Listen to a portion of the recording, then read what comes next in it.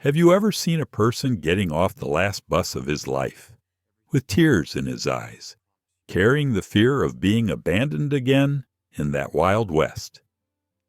The mail-order bride appeared not in happiness, but in despair, and the man who picked her up, a cowboy with a weather-beaten face, said only one sentence that made everything inside her collapse and also lift up. "You don't have to pretend to be strong for me. If it were you, standing in the middle of a lonely land, in front of a stranger who could see your pain more clearly than anyone else, would you choose to stay and face it or turn your back and run away?" Everyone has had their heart broken at some point, to the point where they don't believe in kindness. This story may remind you of yourself, of a time when you had to stay silent so no one would see your pain. We invite you to join their compassionate journey of healing. If you feel the story touches you, please like, share, and subscribe so we can continue to meet in the next stories. The stagecoach lurched to a stop in front of the Thornridge station just as the wind shifted, sending a thin veil of snow sweeping across the open yard. The flakes were light, the kind that danced more than they fell, drifting like cold feathers before settling on the battered boards of the platform. Though winter had not fully arrived, the Wyoming sky carried that familiar steel blue color that told ranchers it would not be long. Elias Turner stood a few paces back from the station door, shoulders squared against the cold, his gloved hands tucked inside the worn pockets of a sheepskin coat. The coat had been repaired so many times that the stitches showed through like a map of past winters. He didn't mind. Most things worth keeping had needed mending at one point or another. He removed his hat as the coach door cracked open. At first, only a boot appeared, then a gloved hand, and finally, slowly, a woman stepped down onto the snow-dusted ground. She moved carefully, as if unsure whether the earth beneath her feet was steady. Her traveling dress, the deep blue of late evening, bore the marks of a long journey-creased fabric, a patch of dust near the hem, and a few threads loosened by the wind. But none of that compared to her face. Her cheeks were wet, not damp, wet. Tears had tracked through the powdery snow that had settled on her skin. Her eyes, a soft amber color, were swollen and red-rimmed. She clutched a small wooden box to her chest, holding it so tightly her knuckles had gone white. Something inside Elias shifted, quiet but unmistakable. The coach driver climbed down, stretching his stiff back as he muttered, "Long road from Billings." She didn't speak a word the whole way. Elias nodded, but he kept his gaze on the woman. She looked as though she had been holding her breath for a very long time, and stepping off that coach had taken the last bit of strength she had left. She glanced up at him, just a flicker of her eyes, and immediately dropped her gaze again. Elias took a slow breath, stepped forward, and said gently, "Ma'am, you don't have to pretend with me. Not out here." The wind quieted for a brief moment, almost as if the land itself paused to listen. Her breath hitched. Her fingers curled tighter around the box. She didn't speak, not right away. Elias had seen grief before, seen fear, seen the tight, controlled silence of someone trying not to fall apart in front of a stranger. He recognized every part of it now. Instead of pushing for words, he removed his gloves and held out a hand. "My name is Elias Turner," he said softly. "I reckon you already know that much." She swallowed hard before placing her free hand in his. Her skin was cold, colder than it should have been after traveling inside a stagecoach. I'm Clara Whitmore," she whispered, her voice barely more than breath. "I'm sorry. I didn't mean to." "You don't owe me an apology," Elias said. "Let's step inside. Snow's picking up. But Clara didn't move. Her gaze darted across the platform, scanning the yard, the nearby road, the dark line of pine trees that edged the open plain. Elias followed her eyes, and though he saw nothing suspicious, he felt the tension radiating off her. She was scared, truly scared. "Mrs. Whitmore," he said, using the proper title because she stood straighter. "When he did, you're safe here?" Her eyes glistened anew. She shook her head. No, I'm not. I shouldn't have come here. I thought I could do this, but her breath faltered. Someone might have followed me." Elias didn't move abruptly. Instead, he turned his body slightly so he could stand between her and the open yard. "Look at me," he said. She lifted her chin just enough for their eyes to meet. "You're safe," he repeated. "Whoever you're afraid of, they don't run this land, and they don't run me." Clara pressed the wooden box tighter to her chest. Elias didn't miss it. Whatever was inside mattered enough for her to risk everything to bring it here. "Come on," he murmured. "Let's get you warm. We'll sort the rest out once you've had a meal and caught your breath." For a moment, she didn't move. Then, with slow reluctance, she nodded. Elias stepped back to give her room, but kept close enough that she didn't feel alone.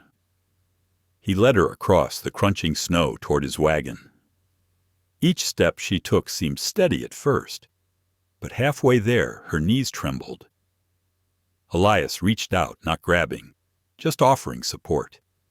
Clara hesitated, then allowed him to steady her. Her voice shook. I haven't slept much. I'm sorry.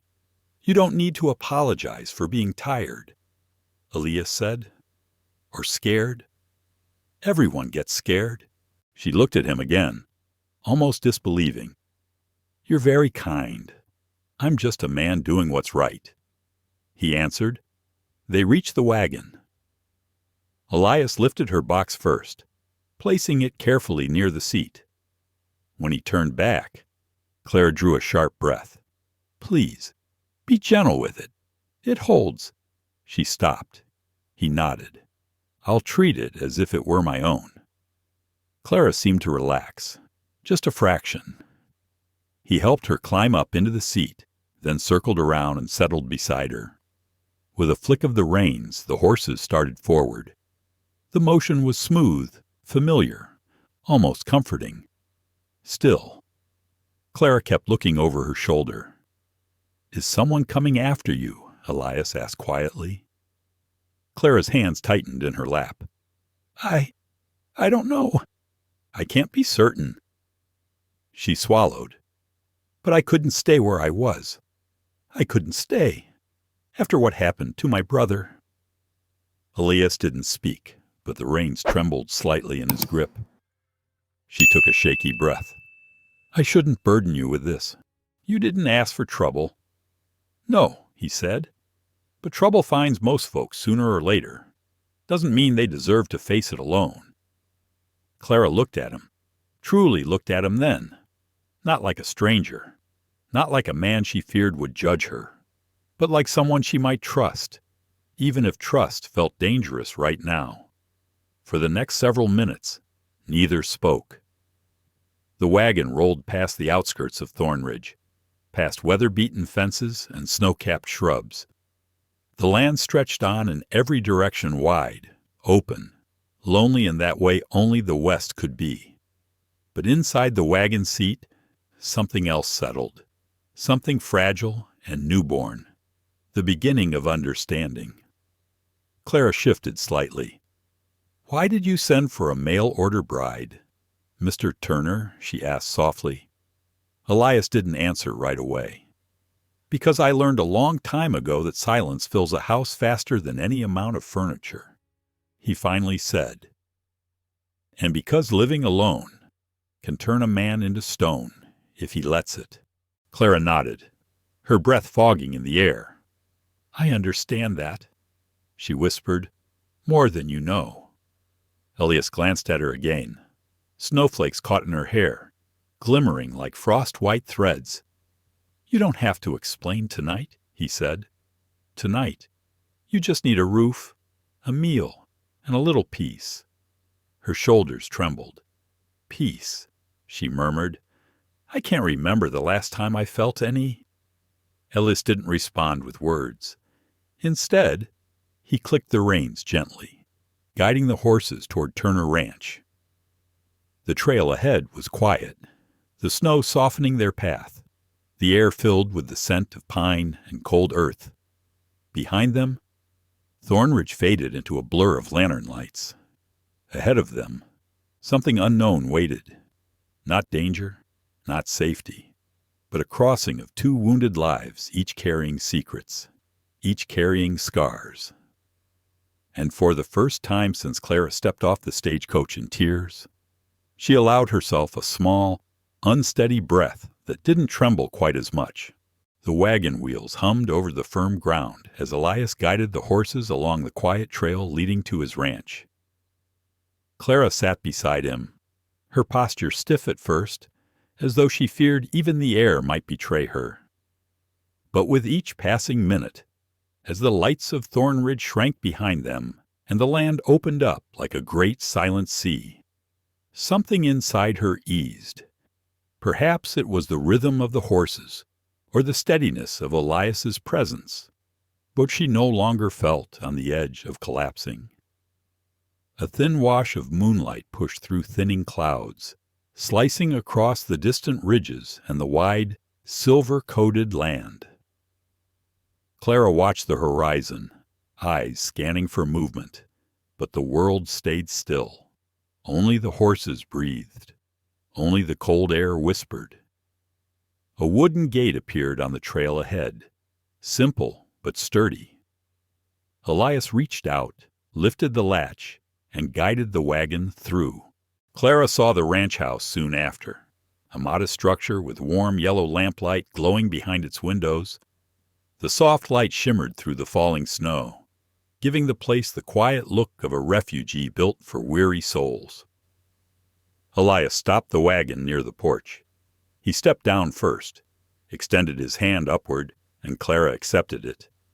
She expected his hand to feel rough, coarse with the work of ranching, but it held a surprising gentleness. Inside, the warmth struck her like a soft blanket. The scent of burning wood lingered in the air. A kettle hung near the hearth, steam rising faintly. The furniture was simple, a well-used table, 2 chairs, a narrow shelf filled with old books, and a braided rug faded from years of footsteps. "It isn't much," Elias said quietly, "but it's honest." Clara shook her head. "It's more than I expected." She lowered the wooden box onto the table with great care, as though afraid the air might jostle what lay inside. Elias noticed her protective touch but asked nothing. The story behind that box would come in its own time. He moved toward the stove and added another stick of split cedar. A soft crackle filled the room. "You can sit if you'd like," he said. "I'll fix something hot. You look like you haven't had a true meal in days." She didn't argue. Her body was tired in a way she had never known before, a tiredness that lived deeper than bone. While she sat near the fire, she watched him prepare a simple supper: cornbread, warmed stew, and coffee strong enough to cut the cold from anyone's chest. When he set the plate before her, Clara hesitated. The kindness unsettled her. It felt too rare. I appreciate this," she said softly. "You don't need to thank me for feeding a guest," Elias replied. "Eat what you can." The first bite nearly broke her. Warm broth, soft meat, the hint of sage. It filled her with a calm she had forgotten existed. She blinked, and a single tear slipped down her cheek. She wiped it quickly. Elias pretended not to see. When she had eaten enough to steady herself again, he sat across from her, hat resting on his knee. Clara looked up, meeting his gaze. He studied her with a quiet patience that made her feel both safe and exposed. "You said someone might have followed you," he said gently. "Do you know who?" Clara shook her head. "I can't be certain." Elias waited, letting the silence settle without pressure. She touched the wooden box again. "This belonged to my brother. His name is Jonas. He disappeared just before I left home. I don't know if he's alive. I don't know who I can trust. Every step I took to get here felt like someone was waiting to reach for me." Her breath wavered, but she steadied it. "I'm sorry. I know this is not the burden you expected." Elias leaned forward slightly. "You came looking for a new start, a place where no one tells you what you're allowed to feel. That doesn't make you a burden." Clara looked down at her hands. "You don't even know me?" "No," Elias replied softly. "But I know what fear looks like, and I know what loss feels like." The quiet acceptance in his voice made her lift her eyes again. There was something deep behind his expression, something shaped by years of solitude and the kind of grief that never fully fades. "Your letter said you live alone," Clara said gently. "Was that your choice?" Elias's gaze shifted to the fire. "Life chose it for me." Clara didn't push. Something about his stillness told her that wounds were buried in that sentence. He stood and motioned to the small hallway near the stairs. "You can stay in the guest room. It's not much, but it's warm, and the door locks, if that helps." Clara hesitated. "Thank you. I haven't felt safe in a long time." "You're safe here," he replied, "as long as you're under this roof." She rose slowly, the day's exhaustion pulling at her limbs. Before she reached the stairs, she paused and looked back at him. "Why did you say I didn't need to pretend?" she asked. Elias rested a hand on the back of his chair. "Because most folks think pretending makes wounds easier to hide. But pretending only makes the hurt settle deeper. I've lived long enough to know that." Clara swallowed, moved by the quiet truth in his tone. "Good night, Mr. Turner." "Good night, Clara." In the small guest room. She closed the door, then placed her hand against the rough wood for a moment. The window overlooked the open pasture where gentle snowfall blurred the world into softness. She sat at the edge of the bed and released a slow, shaking breath. For the first time in months, maybe longer, she felt her ribs loosen and her heart unclench. She placed the wooden box beside her. Her fingertips drifted over its lid, feeling each carved groove. She whispered a promise only the quiet room could hear. "Jonas, I won't stop. Not until I find you. Outside the walls." Elias checked the latch on every door and shutter. It wasn't paranoia. It was instinct. Something in Clara's eyes told him danger was not a possibility. It was a shadow already cast across her path. Yet there was something else, too. A fire. A strength she didn't recognize in herself. He had seen that kind of strength before, in people who had survived the worst and still managed to stand. He set another log in the stove. The warm glow filled the cabin, brushing across the floorboards and up the steady lines of the walls. It made the place look almost lived in again, almost like it had before loneliness took hold. Elias let out a long breath. He didn't know what Clara Whitmore carried in that wooden box. He didn't know who might want it badly enough to chase her across states. He didn't know what the next day would bring or whether trouble had already followed her into the valley. But he did know one thing. He couldn't turn her away. Not now. Not when fear hunted her like a restless shadow. Not when something in her trembling voice had stirred an echo inside him he thought had died with the past. In the quiet of the cabin, with snow touching the world in a soft white hush, Elias whispered words he would never admit out loud. "Whoever's after you, they'll have to go through me first. Upstairs. Clara's breathing steadied at last. Sleep didn't come quickly, but when it did, it wrapped around her like the first real mercy she had felt in months. The kind of sleep that comes only when a person is too exhausted to stay awake any longer. Outside, the wind changed direction. The sky cleared just enough for a line of silver light to drape across Turner Ranch. It was a beginning neither of them had expected, and it would change everything. Turner Ranch woke slowly the next day, not with noise, but with the quiet shifting of cold light slipping through thin curtains. Clara sat at the edge of the guest bed for a long moment before rising. Sleep had helped, though only enough to soften the sharpest edge of fear. Her thoughts still ran in tight circles, always returning to Jonas and the wooden box resting on the bedside table. She stood, smoothed her dress, and opened the door.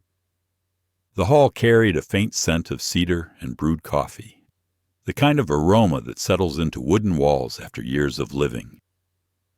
It guided her downstairs, where she found Elias already awake at the table. Steam curled from the mug in front of him. Another mug sat across from him, filled and waiting. "You're up earlier than I expected," he said softly, not surprised, just observant.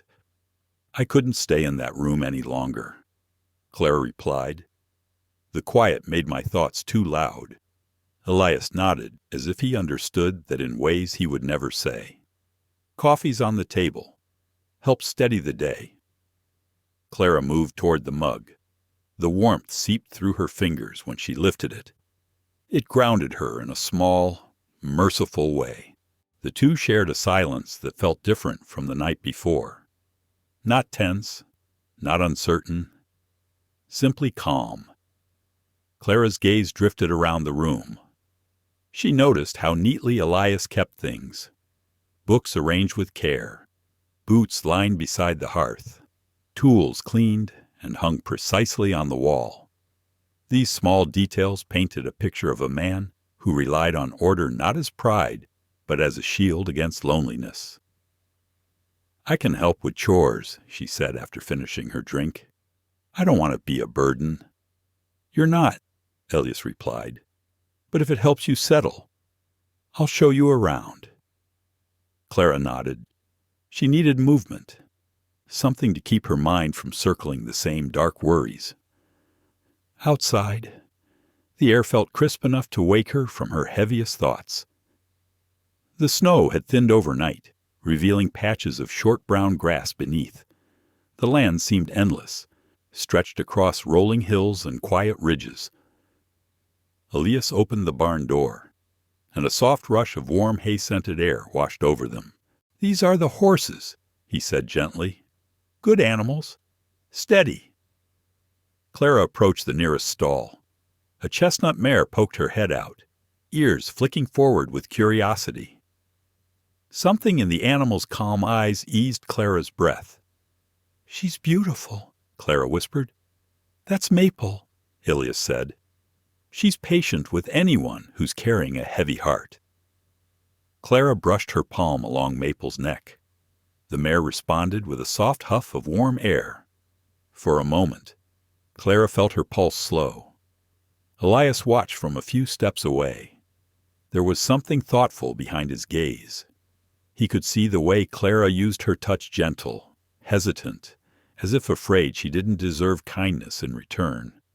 People who carried fear often moved that way. "You've handled horses before," Elias said quietly. "A little.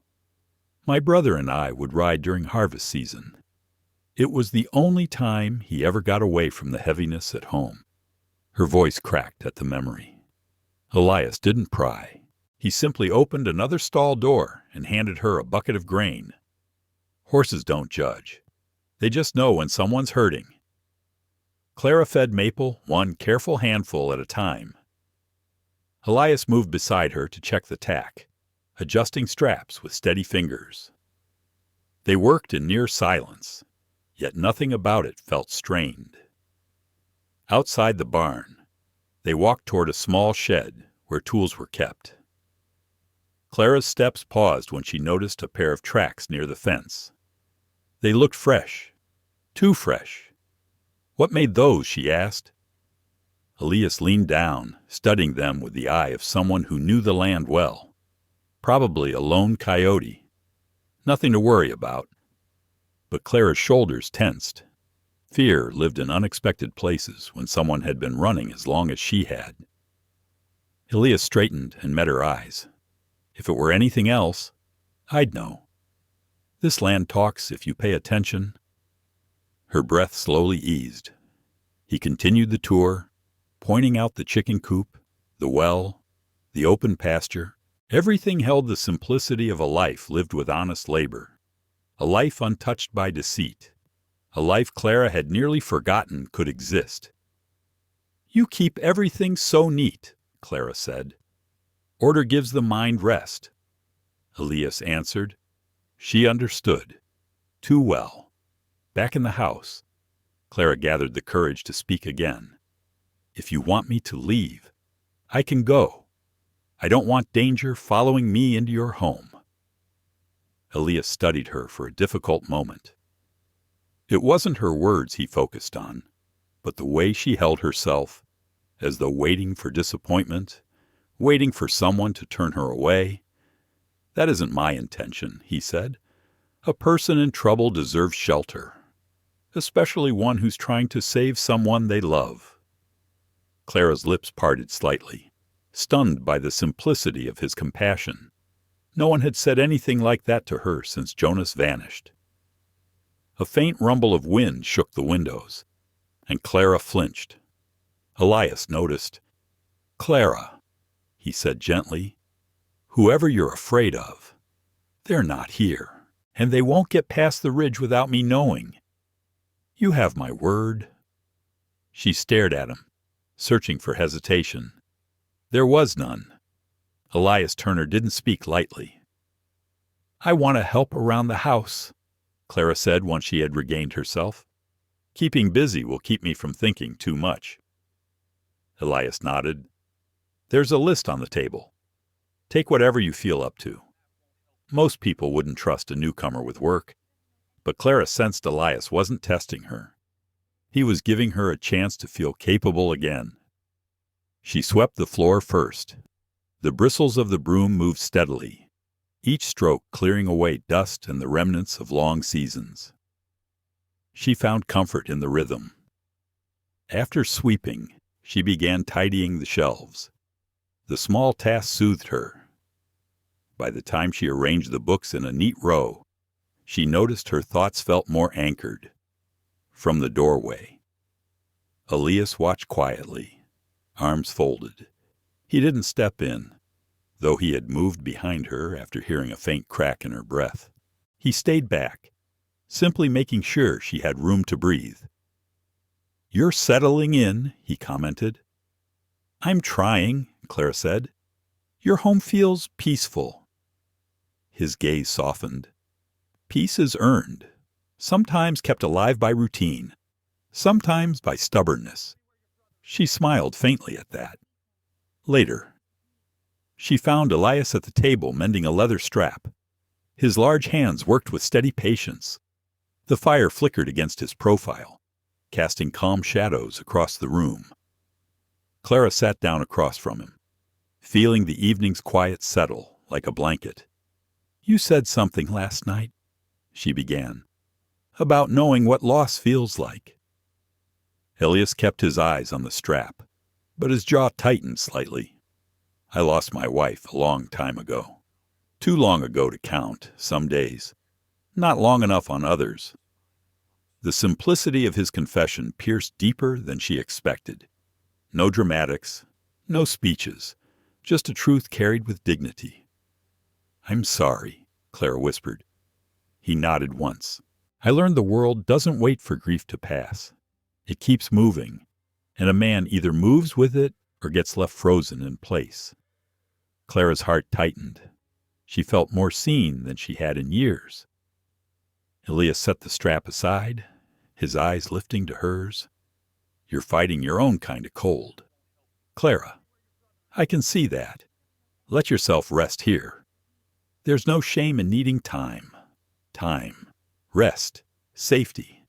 These words felt foreign, almost impossible. Yet Clara didn't pull away from them. She sighed, setting a hand over the wooden box. I don't know what will come next. Everything feels fragile. Fragile doesn't mean broken. Elias replied. Glass cracks under pressure. Steel bends first. You feel more like steel. Clara looked down, her throat tight. I don't feel like steel. That's how I know you are, he said quietly. The moment passed gently, leaving behind a warmth neither fully understood. Clara rose and stepped toward the stairs. Thank you. Ease me. For giving me space to breathe. You needed it, he said. Rest while you can. Hard trails often start quiet. She didn't understand his meaning yet, but she nodded and carried the box with her upstairs, her fingers curling protectively around its edges. Below her, Elias extinguished the lantern, but not before glancing once at the door.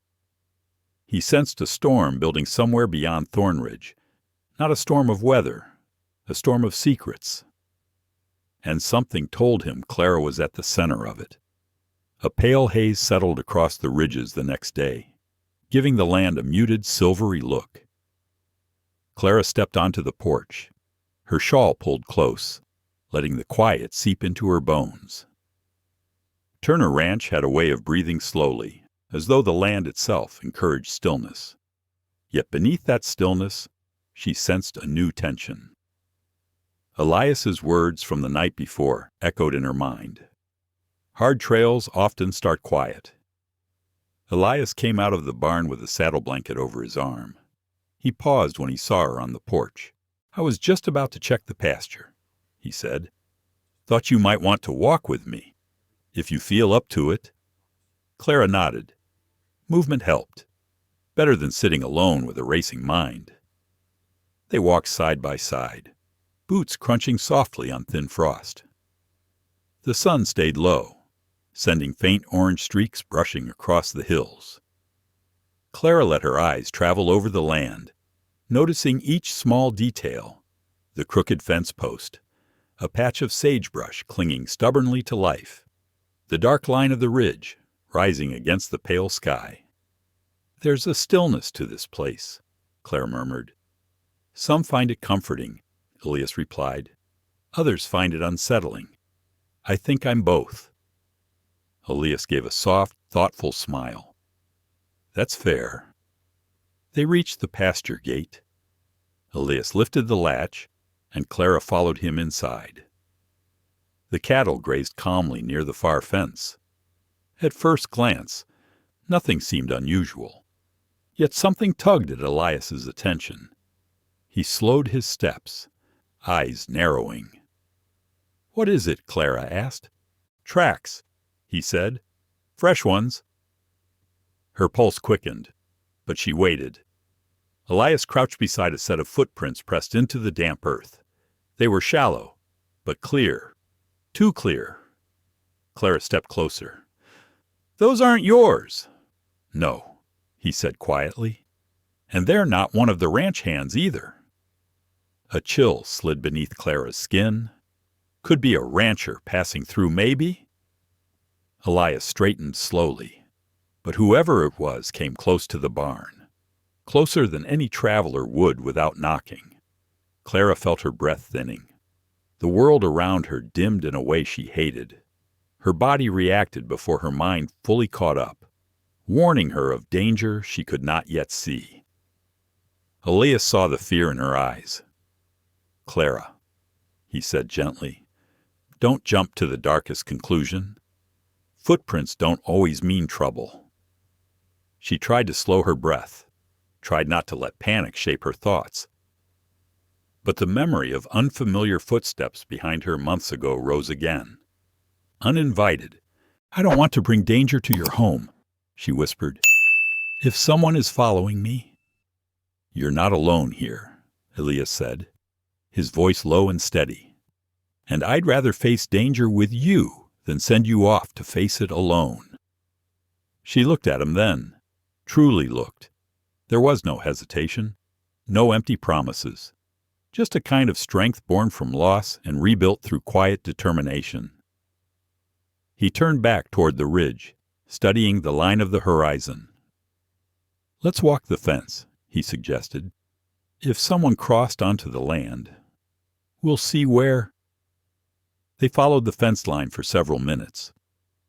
The landscape opened more fully as they moved, revealing long shadows stretching over dry grass.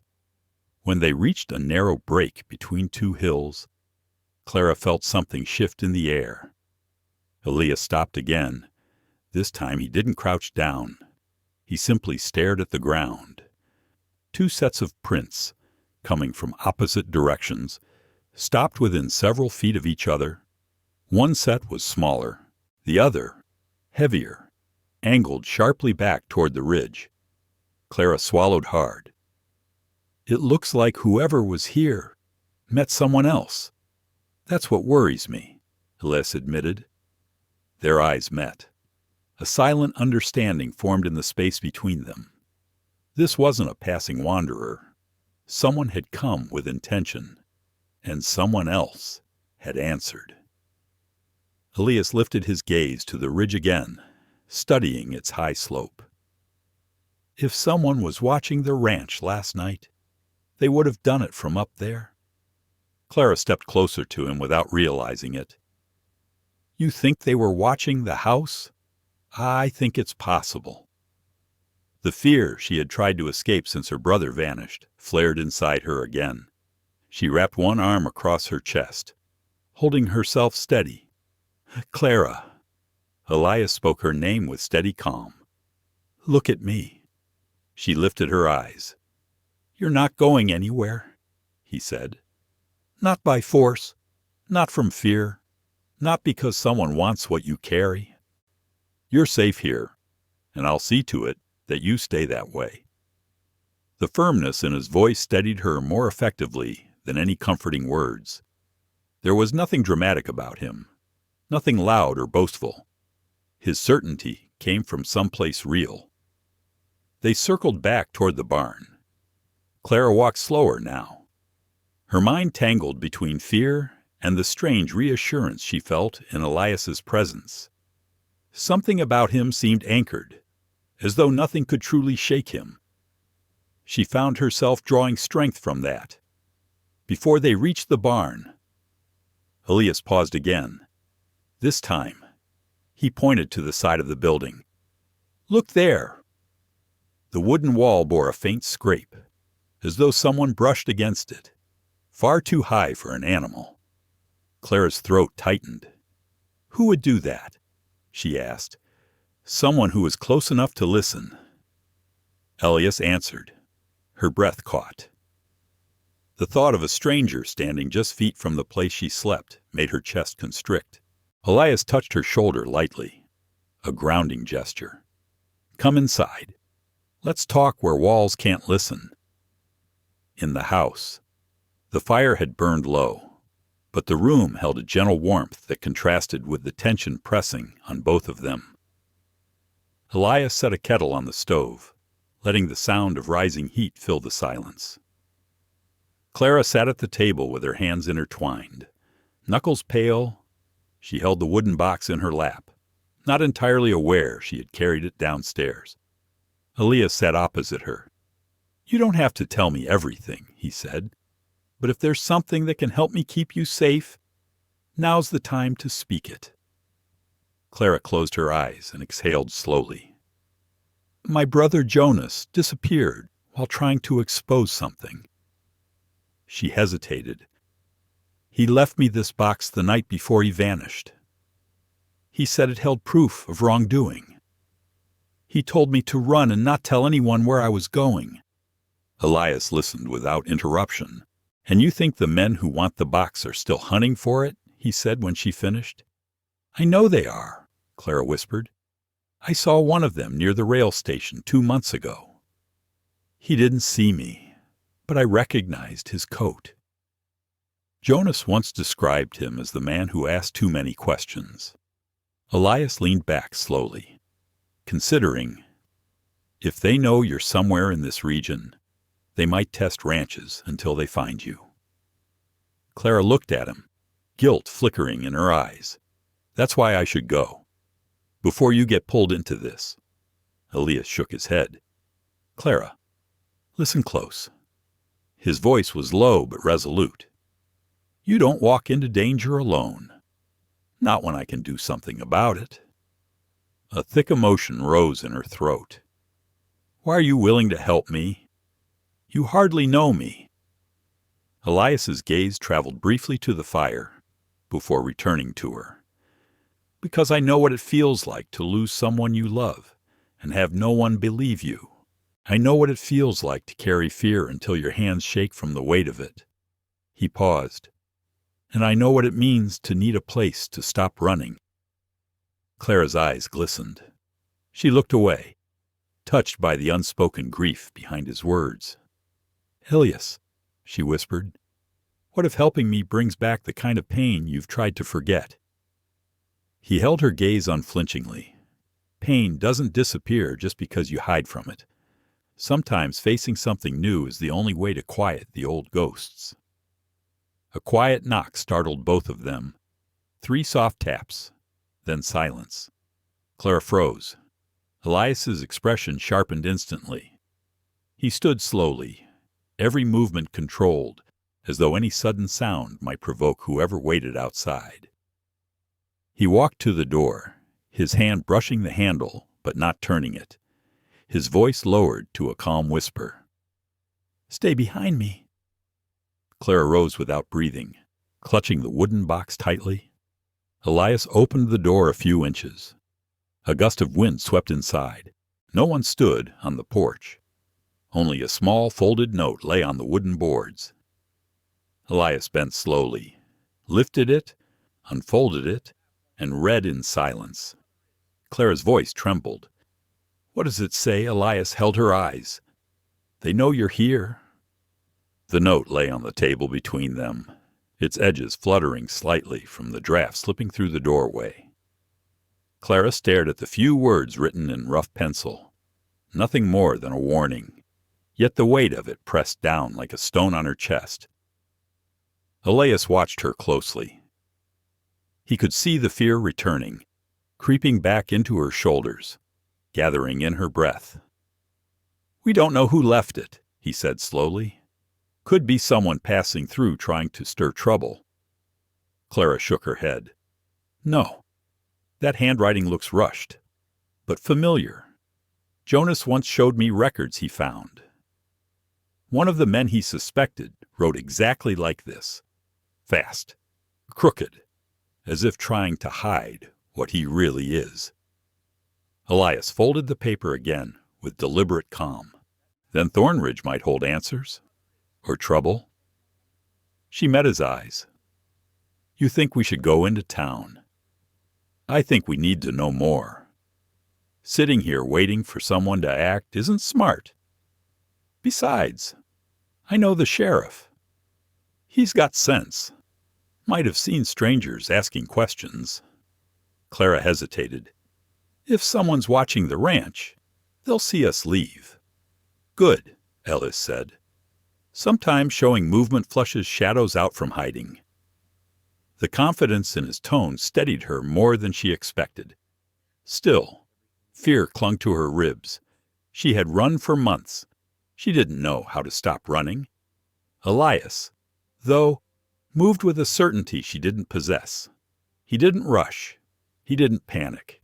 He simply faced the world as it came, weathering it like a man who had survived more storms than he cared to remember. Clara lifted the wooden box, instinctively holding it close. Elias watched her grip tighten and softened his voice. The box stays here. Her stomach twisted. Elias, I can't leave it. You can, and you will. He touched the lid with the back of his fingers. If someone wanted this badly enough to follow you across states, they won't expect you to walk into town without it. That gives us an edge. Clara's breath shook. She didn't argue further. A small part of her knew he was right, even if the choice clawed at her nerves. Elias placed the box under a loose floorboard near the hearth, covering it as gently as one might tuck away a fragile memory. He stood only after he was certain it lay hidden from any wandering eyes. "Get your shawl," he said. "We ride soon." Clara stepped outside as Elias saddled Maple and Cooper, his own steady gelding. The air held a briskness that felt sharper than earlier, as though the land sensed unease lingering across the valley. When he helped her mount Maple, she felt a glimmer of steadiness. The mare's calm breath pushed warmth against Clara's hand. Elias mounted beside her, guiding them toward the main trail that led into Thornridge. The journey unfolded quietly. Snow crunched beneath hooves. Ravens circled far overhead. The valley seemed watchful, as if holding its breath. Clara kept her eyes wide, searching the ridges for any flicker of movement. Elias noticed, but didn't comment. "Fear sharpens the senses," he said after a long silence, "but it can fool the mind if you let it." "I know," Clara whispered, "but knowing doesn't help much." "It will," Elias replied, "when you're ready." Thornridge appeared ahead. Small buildings gathered like old friends leaning into the wind. Smoke drifted from chimneys, curling into the pale sky. The town looked as unthreatening as any place she'd ever seen. Yet Clara felt her heartbeat quicken. Elias slowed his horse as they entered the outskirts. People waved at him, offering nods of respect. He responded with quiet gestures. Clara noticed that even those who seemed distracted straightened at the sight of him. She understood then. Elias Turner was not a man easily overlooked. Folks trusted him. They followed the steadiness in his step. "Morning." "Elias," called an older woman sweeping her porch. "Heard you've got company at the ranch." "A guest," Elias answered simply. The woman's gaze flicked to Clara with curiosity but not judgment. "Welcome to Thornridge. Dear, this town takes care of its own. Hope you find peace here." Clara's throat tightened at the unexpected kindness. "Thank you." She managed. They tied the horses near the sheriff's office, a modest building with narrow windows and a plain wooden sign. As they dismounted, Clara felt unease prick at her again. Elias stepped closer, offering reassurance without words. His presence helped her spine straighten. Inside, Sheriff Raymond McAllister sat behind a desk piled with reports. His graying mustache twitched when he saw Elias. "Well, I'll be Elias Turner setting foot in this office twice in 1 year. That must mean trouble." "Could be," Elias said, "or just a conversation." McAllister's eyes slid toward Clara. "And who might this be?" "Clara Whitmore," Elias answered before she could speak.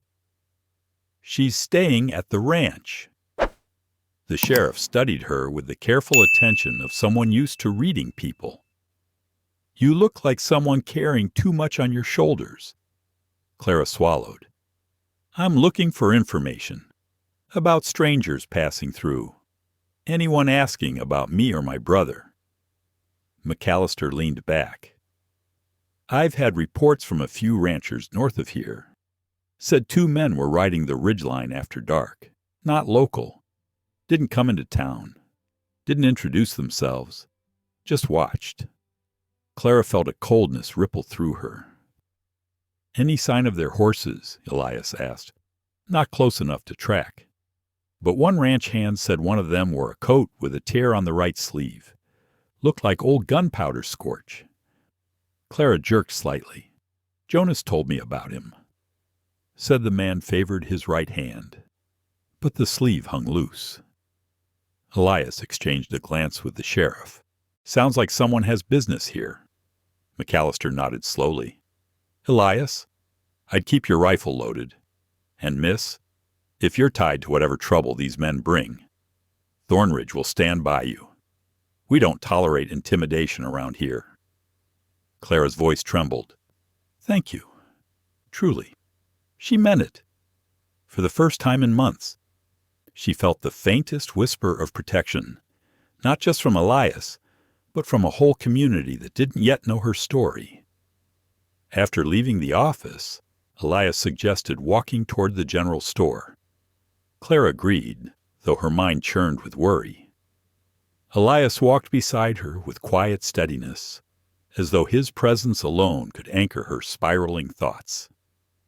They stepped into the store, greeted by the scent of flour, smoked ham, and old pine shelves.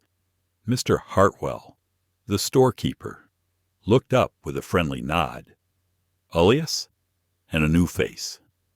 "What can I get you both?" Before Elias could answer, Clara froze, her gaze locked onto a shadowed corner near the back of the store. A man stood there, partially turned away, hat brim low. Something in his posture froze her blood.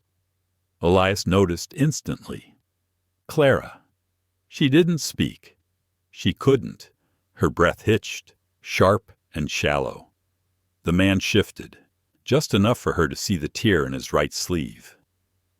Elias followed her gaze. The man realized he'd been seen. His eyes met Clara's. Recognition flashed across his face. He bolted through the side door. "Stay here," Elias whispered. He was out the door before she could protest. Clara stumbled toward the counter, hands trembling. "Mr. Hartwell rushed around to steady her. "Miss, breathe slow. Elias'll handle it." Outside, she heard hoofbeats thundering. Elias had gone after the stranger. Her fear surged, sharp and overwhelming, because she knew one thing with chilling certainty. The men hunting Jonas were no longer trailing shadows behind her. They had found the trail again, and Turner Ranch was now in the center of their path.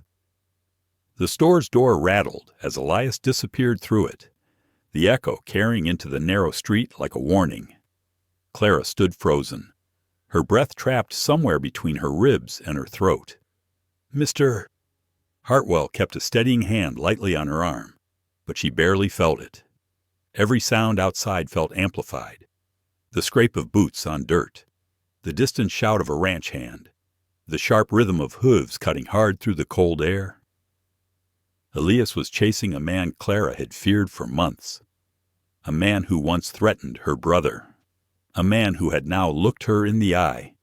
Her pulse hammered. The room tightened around her, shelves and sacks of grain folding inward, until she felt she might sink under the weight of panic. She pressed a palm flat against the counter, trying to anchor herself. "It'll be all right," Mr. Hartwell murmured. She wanted to believe him, but fear had a way of whispering louder. Seconds dragged like long shadows. Clara forced herself to inhale slowly through her nose, then exhale in a thin stream. The breathing didn't calm her entirely, but it kept her upright. Sheriff McAllister entered the store with heavy, urgent steps. His eyes scanned the room, settling first on Clara. When he saw the color drained from her face, his expression shifted from caution to concern. "What happened?" Clara steadied her voice. "One of the men Jonas warned me about. He was here, the one with the torn sleeve. He ran." The sheriff nodded once, sharp and ready, and Elias. He went after him.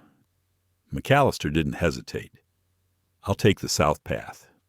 If the stranger heads for the river bend, he won't outrun me there." He tipped his hat and left in the same swift motion, leaving Clara with Mr. Hartwell and the fragile trembling of her own breath. A distant echo of hooves thundered again, somewhere between the ridge and the far barns. Clara turned her face toward the window, watching dust rise in the distance. She couldn't see Elias, but she could feel the storm tightening around him. She closed her eyes for a moment, whispering a small, desperate plea into the quiet. Please come back safe. Mr. Hartwell guided her to a chair. Sit a spell. He's a capable man. Knows how to track trouble. Clara nodded, though her nerves knotted each time the wind shifted outside. Minutes pooled together. People passed the windows, pausing only long enough to wonder why the sheriff had moved so swiftly moments before. Thornridge was small. News spread on the wind. Curious faces peeked inside. Clara kept her head lowered, not wishing to invite conversation. The door opened again, this time slower. She looked up, ready to see Elias, breath catching in her chest. But it wasn't him. It was Abram Hayes, a tall, broad-shouldered man in his late 30s, wearing a dusty vest and a hat pulled low. His boots creaked with the weight of long travel. His eyes scanned the room with careful intent before settling on Clara. Recognition softened his features. "Miss Whitmore?" he asked quietly. Clara stiffened. Abram removed his hat, revealing graying blonde hair beneath. "Don't worry. I mean no harm. I'm a rancher north of here. Name's Abram Hayes. Mr. Hartwell stepped slightly in front of Clara. "What's your business with the lady?" Abram hesitated, then spoke in a voice rough with sincerity. "She resembles someone I've seen before. A young man who came through my ranch last season. Said his name was Jonas." Clara's breath caught. Her hands gripped the edges of the chair. "You saw my brother Abram," nodded slowly. "Came looking for water and a safe place to sleep. Stayed only a night. He said someone was tracking him." Clara leaned forward. "Is he alive? Where did he go? Did anyone follow him?" Abram's expression shifted. Gentle, cautious. "He was alive when he left my ranch. I gave him supplies, told him to ride east toward Iron Hollow. He said he needed to hide something important, something he didn't want falling into the wrong hands." Clara stared into Abram's eyes, searching for untruth. She found none. "Did he mention me?" she whispered. Abram nodded. "He said he had a sister, that he hoped you made it out clean." Her breath rushed from her in a quiet, shuddering relief. Jonas was alive long after she last saw him. That meant something. A small flame flickered in her chest. Behind her relief came fresh fear. Jonas feared these men enough to run, to vanish, to push Clara away for her own safety. Elias needed to return. She needed to warn him about Iron Hollow. Abram lowered his hat. "I'm sorry to disturb you. Thought you had a right to know." Before Clara could thank him, the door burst open. This time, it was Elias. He entered with dust on his coat, a scrape on his knuckles, and a look in his eyes that made the room still. He scanned the space until he found Clara. Relief crossed his face, subtle but unmistakable. She stood so quickly her chair scraped across the floor. "Are you hurt?" she asked. "No," Elias replied. "The man escaped north, slipped through the tree line before Raymond could flank him." Clara's hand covered her mouth. "North toward Iron Hollow." Elias froze mid-step. "How do you know that she turned toward Abram, who introduced himself again?" Elias listened carefully to the story, his jaw tightening with every detail. When Abram finished, Elias thanked him with a firm, respectful nod. Abram looked between them. "Be careful. Iron Hollow's an unforgiving place, easy to hide in, hard to walk out." When he left the store, the room felt smaller, quieter, tighter. Elias waited until the door shut fully before turning to Clara. "Let's head back to the ranch." She read the worry hidden behind his steady exterior. He hid it well, but she'd learned to see the small shifts in his eyes. She followed him outside. The air carried a sharp edge now, colder than earlier. As Elias helped her onto Maple, she caught his hand briefly. Thank you for coming back." His gaze flicked toward hers, softened. "You think I'd leave you here?" She swallowed the tightness in her throat. "I don't know what to think anymore." "You don't need to think," he said quietly. "You just stay close." The ride back felt different. The land seemed watchful again, but heavier this time, as though shadows had grown thicker along the trail. Halfway home, Elias broke the silence. If Jonas headed toward Iron Hollow, he must have known something important, something he didn't want reaching the wrong hands. Clara held Maple's reins with trembling fingers. "I should have stayed with him that night. If I'd known how dangerous it was." "You couldn't have known," Elias interrupted gently. "Jonas made his choice to protect you. People do desperate things when they're trying to save someone they love." Clara breathed a fragile sigh. "And now you're pulled into this because of me." Elias didn't answer immediately. When he did, his voice carried a quiet warmth. "I'm pulled into this because I chose to be." Those words settled deeply inside her. When they reached the ranch, Elias helped Clara down and guided her inside. She moved toward the hearth, where the wooden box remained hidden beneath the floorboard. The room felt different since they had left. More vulnerable, more exposed. Clara turned toward Elias. Her voice wavered. "How do we stop them?" Elias considered, his shoulders squared but not rigid. "We find Jonas if he's alive, and we bring whatever truth he was running with into the light." Clara bowed her head, tears threatening again, not from fear, but from the fragile hope returning in small, tremor-like waves. Elias stepped closer, his voice barely above a breath. "Clara, you don't have to face this alone. Not anymore." Her eyes lifted to his. Something in the quiet between them deepened. Not safety, not certainty, but trust. Hard-earned, fragile, real. It wrapped around the room like a thin thread of warmth fighting its way through cold walls, and Clara held on to it with everything she had. A hush settled across Turner Ranch as the hours stretched on, carrying the weight of decisions neither Clara nor Elias could avoid any longer. The fire glowed low in the hearth, throwing warm light across the wooden floor. Clara sat near the window, watching faint streaks of amber fade beyond the hills. Her thoughts circled in restless patterns. Iron Hollow, Jonas, the man with the torn sleeve. Every thread of fear tied itself around her pulse until it beat an unsteady rhythm. Elias stood a short distance away, leaning against the table, arms crossed loosely, eyes fixed on the quiet room. He had barely spoken since their return, and Clara sensed he wasn't being distant. He was thinking, measuring, weighing the danger with the steady caution of a man who had lived through hard choices before. Eventually, he stepped closer. "You've been quiet. So have you." He sat opposite her, the flicker of the fire shaping calm lines across his face. "We need a plan." Clara folded her hands in her lap. "Iron Hollow is where Jonas went. Abram said it plainly. If the man you chased was heading north, he might be traveling the same path Jonas took."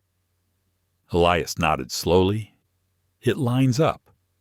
And if they know you're here, they might know Jonas left something with you, something worth chasing." Clara touched the floorboard with the tip of her shoe, knowing the wooden box rested in the shadows just below. "I should have opened it sooner." "You weren't ready," Elias replied, "and I didn't press you. When it's time, you'll know." His gentleness undid something inside her. She looked toward the fire, letting its warmth remind her she wasn't alone anymore. If Jonas is still alive, he needs help. If he's not, her voice caught, then I need the truth. Elias leaned forward. "We'll find it." A quiet resolve passed through Clara. She lifted her chin. Then we need to leave at first light. Elias studied her a long moment. You're certain? I am. He exhaled, as if preparing himself for the journey ahead. Iron Hollow isn't kind to travelers. Too many hiding places. Too many ways for trouble to blend into the trees. I don't scare as easily as I used to, Clara said softly. That's what worries me. Elias offered a faint, knowing smile. Sometimes fear keeps a person alive. Clara lowered her gaze. You won't have to carry all the weight alone. Elias, I'll keep pace. He didn't argue. His silence told her he believed her. Later, after preparing the saddlebags and checking the rifles, Elias stepped outside, scanning the tree line. The wind felt colder, sharper. A stillness clung to the air, making the valley seem suspended between breath and silence. Clara watched him from the doorway, noticing how he moved with slow, deliberate awareness. He wasn't afraid, yet he wasn't careless either. Everything in him was built from a quiet strength she had only begun to understand. She joined him on the porch. Do you think the men are still near? No. Elias kept his eyes on the ridge. The one I chased was alone, but he wasn't wandering. He was scouting. Clara swallowed. For the box. For something, Elias said. Maybe for you. Her stomach tightened. Elias turned to her. That's why we ride together tomorrow. I won't let you step into that hollow without me. Clara nodded. She didn't need to speak. The trust between them grew quietly, strengthened by fear, honesty, and the steady presence that Elias offered without conditions. Inside, she gathered her coat and shawl. While adjusting the fabric, her fingers brushed against the sleeve of Elias's coat hanging near the door. The faint warmth lingering in the fabric surprised her. She let her hand rest there for a moment, feeling steadier just by the reminder of his nearness. As night settled deeper, Clara sat on the braided rug near the hearth. Elias took the chair close by, the wooden frame creaking softly under his weight. She hesitated, then spoke. Elias, can I ask something? Anything. What was your wife like? The question might have been too bold, but she needed to understand the layers of the man who had become her protector. Elias sat quietly for a long moment. His gaze drifted toward the flames. Margaret was a gentle soul, not loud, not bold, but strong in the way river water cuts stone. He ran a hand along the arm of the chair. She loved the quiet, loved this land. She made the ranch feel alive. Clara listened, careful not to interrupt. When she passed, Elias continued, I couldn't stay inside these walls. Everything reminded me of her. Took me years to breathe right again. Clara bowed her head slightly. I'm sorry. I know. Elias' voice softened. But losing her taught me something. Grief doesn't vanish. You just learn to live around it. Let it shape you, but not control you. She lifted her eyes. Is that why you said I didn't need to pretend? Elias nodded once. People put on masks when they're hurting, makes them feel safer. But truth breaks through eventually. Better to speak plainly. His gaze met hers. You've survived more than most. You don't need to hide it. Clara felt warmth rise behind her eyes. She blinked, steadying herself. Thank you, Elias. They stayed by the fire until the last embers softened into orange dust. Both knew they would need their strength come morning. When Clara went upstairs to rest, she paused at the railing, watching Elias place his rifle near the door, checking each window, each lock, each weak spot a stranger might exploit. She saw the quiet care in every movement, not out of paranoia, out of duty, out of something deeper. Only when he extinguished the last lantern did she gather the courage to speak. "Good night, Elias." He looked up. "Good night, Clara. Rest while you can." Her room felt colder than the evenings before, yet she lay with a steadier heartbeat, knowing he was below, guarding the house, guarding her, guarding the fragile hope she carried. Clara woke after hours of restless dreams. Moonlight spilled across the floor. A soft sound drifted upward, a faint noise near the porch. She rose immediately, instinct overriding sleep. She moved quietly to the window, lifting the curtain just enough. A lone figure stood at the edge of the yard. A man, still, watching. Clara's breath hitched. Before she could react, Elias stepped out of the barn loft's shadow, rifle in hand. He moved like a whisper, slow and steady. The man didn't notice him until Elias spoke. "That's far enough." The figure froze, head turning toward Elias. Clara couldn't make out the man's face, only the rigid posture, the stiff shoulders. "You lost?" Elias asked, voice calm but commanding. The man didn't answer. He turned sharply and vanished into the dark trees, disappearing faster than Clara expected. Her entire body shook. Elias stood in the yard a moment longer, listening, tracking, reading the air. Only when he felt certain the stranger had gone did he return to the house. Clara rushed downstairs, nearly colliding with him as he stepped inside. "Are you all right?" he asked quietly. "I saw him," Clara whispered. "He was watching us." Elias nodded. "He wasn't the one from the store. He moved differently. Someone else." Her heart pounded painfully. "They're closing in?" "Yes." Elias put a steady hand on her shoulder. "Which means we're right to leave for Iron Hollow." Something in his tone carried a promise, a vow made without ceremony. Clara stepped closer, driven by instinct more than thought. "Elias, if anything happens tomorrow," he shook his head gently, "nothing will happen to you. But you, I've seen enough darkness to know how to navigate it." The truth in his voice anchored her. Clara breathed slowly, allowing the fear to settle, allowing his calm to wrap around her like a shield. "We ride at dawn," Elias said softly. She nodded. "Somewhere outside." The wind brushed through the pines, with a sound like distant whispering. Clara felt it deep in her bones. Iron Hollow was calling, and the truth waited for them somewhere within its shadowed paths. The first light settled across the valley like a pale breath, touching the tops of the pines before sliding down into the folds of the land. Clara stepped out of the cabin with her shawl tight around her shoulders, feeling the cold air gather against her skin. Elias was already in there, saddling Cooper and Maple with movements that were both calm and precise. There was no rush in him, only readiness. He looked at her as she approached. "You sleep at all?" "A little," Clara said truthfully. "Enough to steady myself." Elias nodded, fastening the last strap on Cooper's saddle. "Good.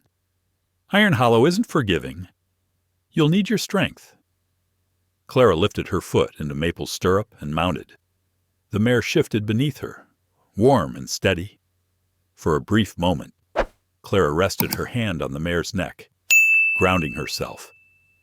The horse's breath rose in soft plumes, as if giving Clara silent reassurance. Elias mounted Cooper. "Stay close. The trail into the hollow splits 3 times. Easy to lose the path if you're not careful." "I will," Clara answered. They set off in a slow, deliberate rhythm. Hoofbeats echoed through the valley, steady and deep. The land around them changed as they traveled. Open hills tightened into narrow passes.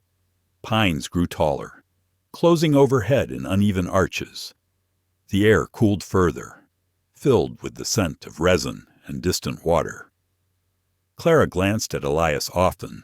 He kept his eyes alert, shoulders squared, scanning shadows with practiced instinct.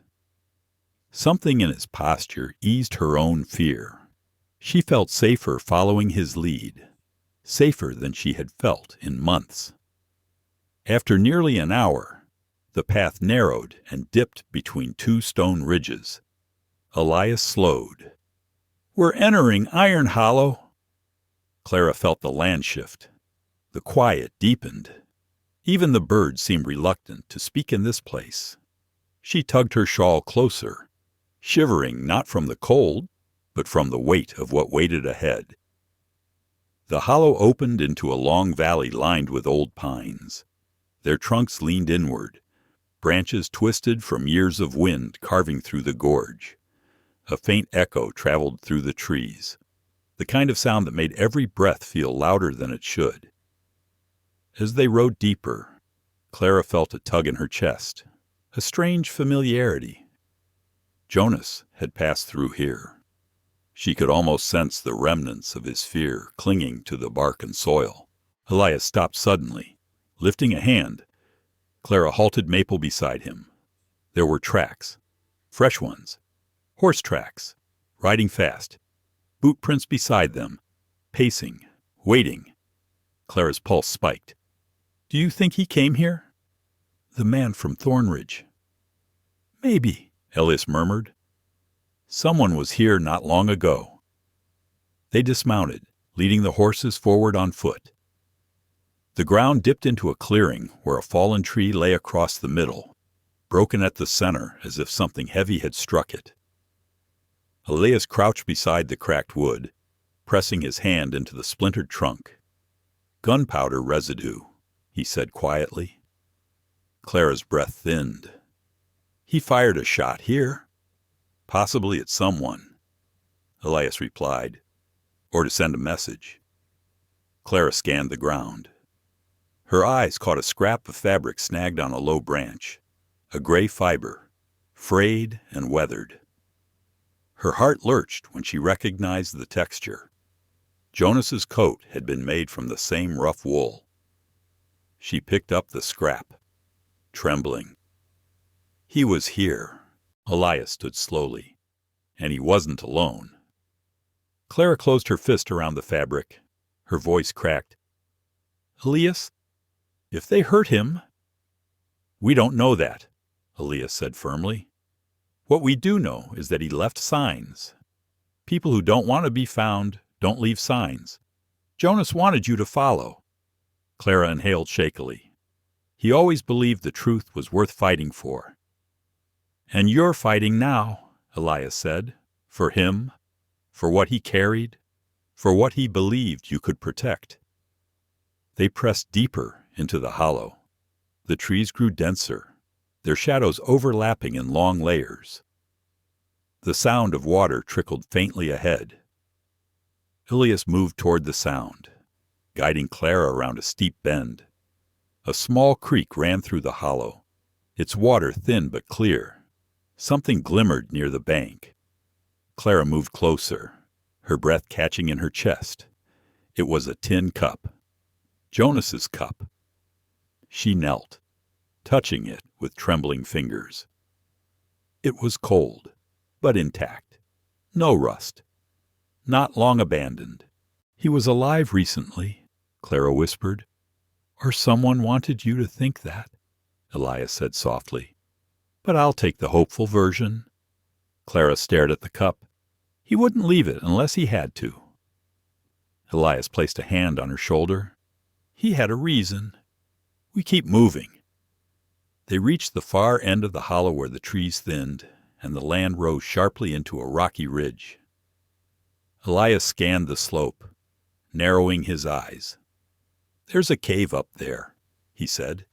"Used to be a miner's retreat. Could be shelter. Could be trouble." Clara felt the air grow heavier. Something inside the cave called to her, not with sound, but with a strange, unexplainable pull. Elias noticed her reaction. "You feel something I don't know," she whispered. "But I feel like this is where he went."